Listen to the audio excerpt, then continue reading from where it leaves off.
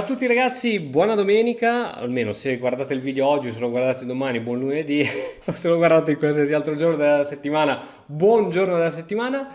E niente, oggi ci andiamo a vedere questa partita molto divertente, metterò degli spezzoni di video, non posso metterlo tutto per motivi di copyright, di una partita giocata, il bello dell'America è che si giocano le partite di scacchi sui tavolini, sotto gli alberi, conosci nuova gente, ti fai nuove amicizie, altro che in Italia. E all'interno di questa partita, dove c'è al bianco c'è un ragazzino nerd, occhialuto, e col nero invece lo chiamano un trash talker, cioè quelle persone che quando giocano a scacchi ti continuano a parlare, dire cavolate, sai che quando si sparano cavolate, ah sì, tu mi fai questa, allora io ti faccio questa, ah, questo tuo cavallo non vale niente, eccetera, e il ragazzino in 10 mosse gli dà scacco matto. Vediamo com'è andata questa partita. E 4 apre il ragazzino, il trash talker, e 5 chiaramente. D4, gambetto del centro. Qual è l'idea di D4? È quella di perdere un pedone per uno sviluppo più veloce. Solitamente si continua con C3, tu mi catturi su C3 e io ti catturo con il cavallo. Così ho una posizione buona, ho le diagonali dei miei due alfieri già aperti e posso giocarmela.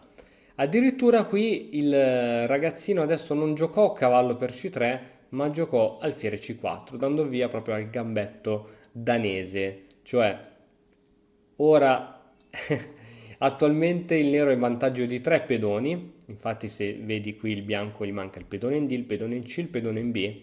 Con questa cattura il nero è in vantaggio solo di 2 pedoni, in particolare del pedone D e del pedone C. Ma che cosa ha il bianco in compenso? C'ha questi alfieri che sono veramente fortissimi.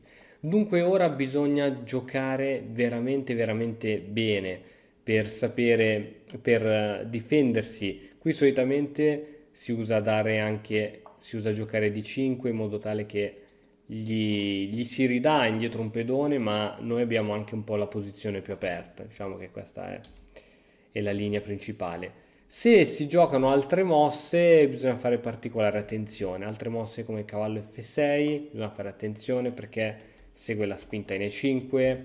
Altre mosse come cavallo C6, bisogna fare anche qui attenzione poiché c'è cavallo F3, c'è donna B3, insomma, bisogna fare attenzione. Qui il nero giocò F6. F6 bruttina perché crea tra l'altro indebolimento su queste case e quindi ora il bianco le può sfruttare. Qui il bianco giocò donna B3, donna B3 con la semplice idea di andare ad attaccare e prendersi questo cavallo. Il nero, ecco, un errore classico di chi è all'inizio con gli scacchi è quello di pensare solo ai suoi piani di gioco e non pensare a quello che sta facendo il nostro avversario. È ovvio che se il nostro avversario ha appena mosso la donna qui è per creare una batteria che vada ad attaccare da qualche parte. Qui il nero gioca donna in E7, dicendo ah io ti attacco questo pedone, ti faccio scacco. Sì, va bene, però intanto adesso perdi un pezzo.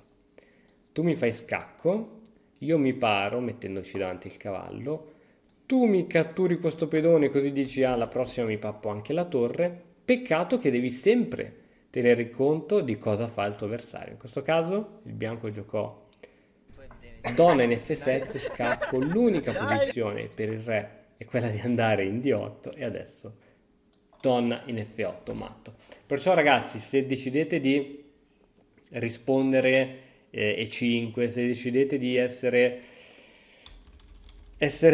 aggressivi come nero, dovete conoscere bene tutte le risposte, perché è molto facile in una posizione come questa che il bianco ci distrugga.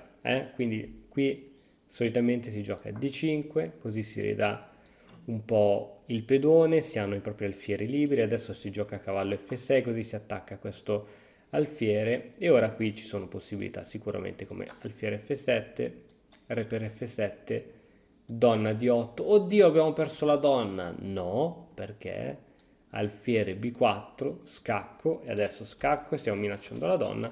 È costretto a ritornare indietro con la donna, alfiere per D2, cavallo per D2. E qui Onestamente il nero sta bene. Controlliamo i pedoni, abbiamo 5 pedoni per il bianco, 5 pedoni per il nero, ma la struttura pedonale del bianco sembra più solida. È vero, il nero non ha arroccato, ma dato che non ci sono più le donne sulla scacchiera, è una posizione più che accettabile. Anzi, qui il computer dà un leggerissimo vantaggio al nero. Va bene ragazzi, spero che questa piccola miniatura vi sia piaciuta. Come al solito ci vediamo domani con un altro video. Vi invito, come al solito, a iscrivervi al canale se ancora non l'avete fatto. Ciao! E ora per continuare, che cosa posso fare? Beh, innanzitutto ti consiglio di iscriverti al nostro canale in modo tale da non perderti le nuove video lezioni. E poi puoi vedere il video che è stato più cliccato in questa settimana. Ci vediamo, ciao!